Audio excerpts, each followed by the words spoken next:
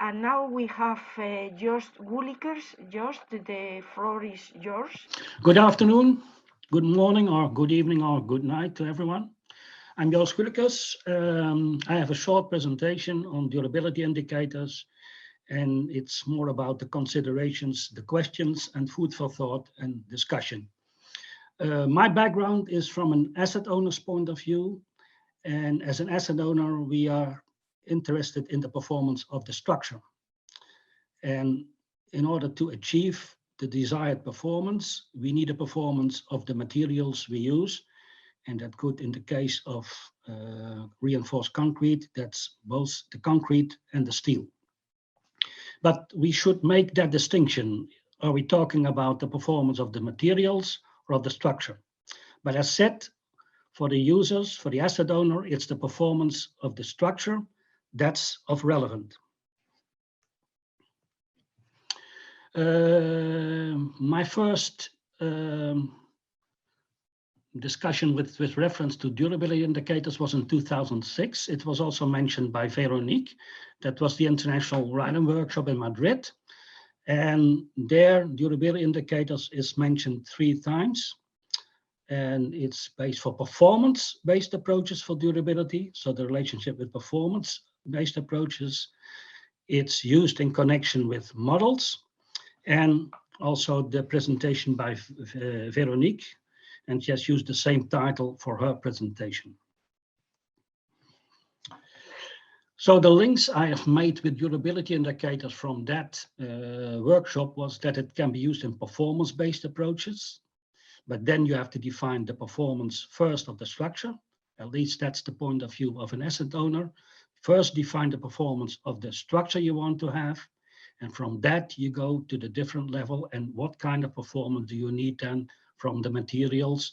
And that in case of, for instance, reinforcement corrosion, that is all connected with the cover depth. So the thickness of the cover depth, as also mentioned by Mark. The durability indicator should be measurable. So it could be, you need a value, it's quantifiable. That are the requirements then for the durability indicators. It's also mentioned that it can be used in service line predictive models, so as an input. But in order to get a value, you need a test method. And that's also a question, what test method is then suitable to get the value for a durability indicator. But based on that, I have a number of preliminary questions, so not complete. And what we have seen from all those presentations is from, yes, that's nice from an academic point of view or a theoretical point of view, but I want to know, since 2006, have durability indicators actually been used in engineering practice? So not in the laboratory, not just in models in papers, but has it actually been used in engineering practice? And if not used in practice, why not? Can somebody give me an answer? But if they are used in practice, and I assume that they have been used, what is then the experience by each party involved? And for which kind of projects or type of structures do you use them? Because we have also other approaches, other alternatives deemed to satisfy or whatever. But why would I choose then for durability indicators? And if there is experience, if it has been used, has this experience then been documented in detail in an objective way? Or has it been written by somebody who has self-interest in publishing and also getting his or her method in a very positive way? And what is considered to be the benefit of using durability indicators over other approaches? Has a durability indicator ever been used as input value in a model or not? And has each durability indicator been linked to a specific deterioration mechanism, or are we limited to just one durability indicator? And have durability indicators been used only for the design of new structures or also for the assessment of existing structures? So we can make the distinction between those two. And has this approach been used by engineers or solely by academics or researchers? So what we have heard in certain presentations is that it's quite academic, but in this case, especially this case for FIP, the intention is that it should be used by engineers, so it should be on an engineering level. So there are many more questions, but I'll limit to this list. Now, if I look at the topic of this workshop, is that the durability indicators are mentioned as an alternative to the design by models for calculating surface life.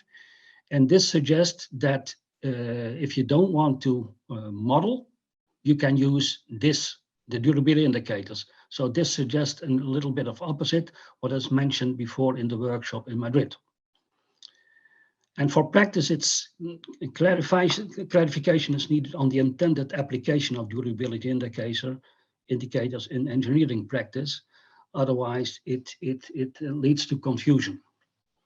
So we first need what is the intended application, and then go back. Okay, what do we need then, and what's the benefit of doing this in another way? And then my last slide, some remaining issues.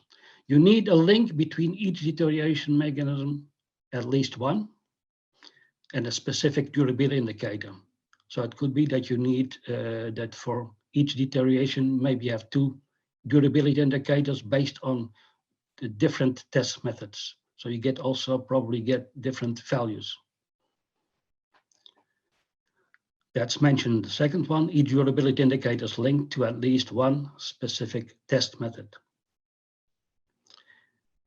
That's a question, the third one. Each durability indicator represents a relative property of the concrete material.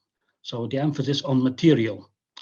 And is it only the material, or it's also said, is cover depth, for instance, also a durability indicator? An issue also addressed by Mark, durability in practice is linked to covercrete. So it's to the near surface layer. How is then the translation being made from labcrete? That's most often done. So on specimen, perfectly compactly cured, etc. during 28 days underwater, we get a value, but it's the potential quality. And how is that relation then translation made to realcrete? So the achieved covercrete. We should all bear in mind that several parties are involved in this process. And for a concrete producer, only the potential quality is of relevance. He is asked to provide a certain quality, so he will come with those values based on his production.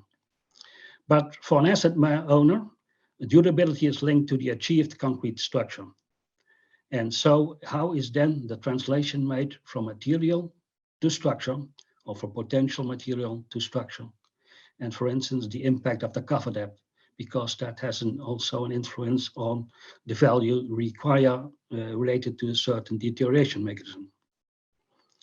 And how does an approach with durability indicators fit into the design?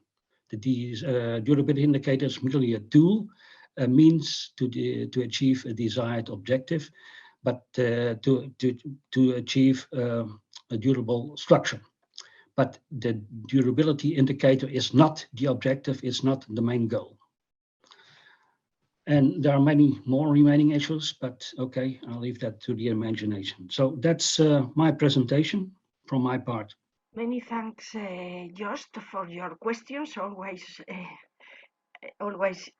with questions and interesting, just making the engineering point of view.